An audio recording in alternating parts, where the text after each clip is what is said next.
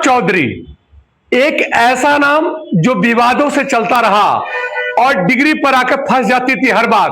वह बिहार का 24वां chief minister mister सम्राट चौधरी बनने जा रहे हैं। बैकग्राउंड पॉलिटिकल, हर बार पर एक दबंग नेता के तौर पर और भाजपा को जीत दिलाने में अहम भूमिका निभाने वाले सम्राट चौधरी को बीजेपी ने एक इनाम दिया है और आजादी के बाद पहली बार बिहार में बीजेपी की मुख्यमंत्री बन गए।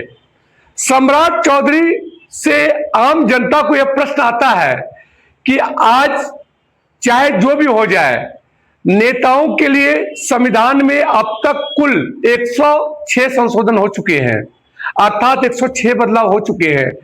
एक ऐसा भी संशोधन होना चाहिए जो नेता बनने के लिए कम से कम इतनी मिनिमम डिग्री होनी चाहिए, क्योंकि भारत में किसी पद पे नौकरी पाने के लिए 10वीं पास मिनिमम डिग्री है। और राजनेता बनने के लिए चाहे एमएलए, एमपी, विधायक, जो भी राजनेता है, इसके लिए कोई क्वालिफिकेशन संवैधानिक ढांचा में नहीं है।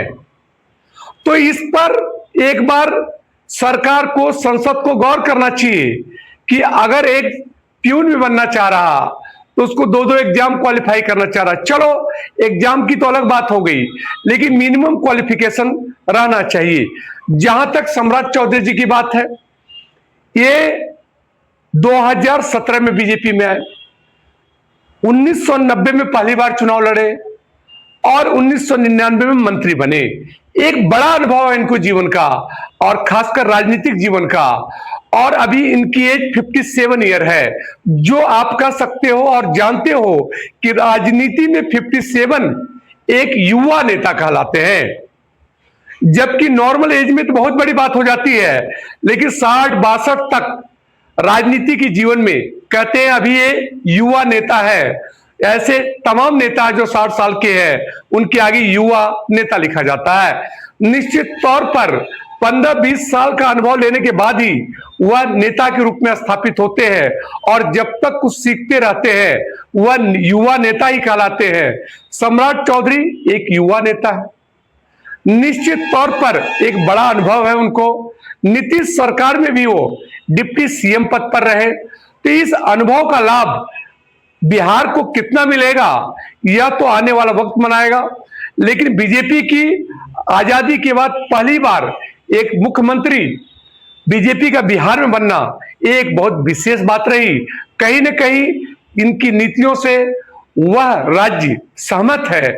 तो आज बीजेपी के मुख्यमंत्री सम्राट चौधरी को बहुत बहुत बधाई हो, और उम्मीद करेंगे कि जैसे नीतीश कुमार के नाम से, सुशासन बाबू के नाम से प्रसिद्ध थे, इसी तरह इन्हें भी एक कहा जाए कि प्रगति बाबू कह दे, प्रोग्रेसिव बाबू कह दे।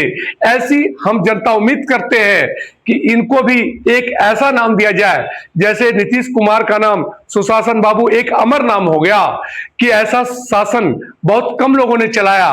तो यही मैं सम्राट चौधरी से भी कहूंगा, और मुख्यमंत्री के लिए बधाई देते हुए कि आपके नाम के पीछे भी एक ऐसा टैग लगे जो इतिहास उसे याद करे। एक ऐसा टैग उत्तम बाबू, बहुत सारे नाम है ऐसे जो आपके नाम के आगे, और उम्मीद करते हैं कि आप बिहार को एक नई ऊंचाई पर ले जाएंगे। धन्यवाद।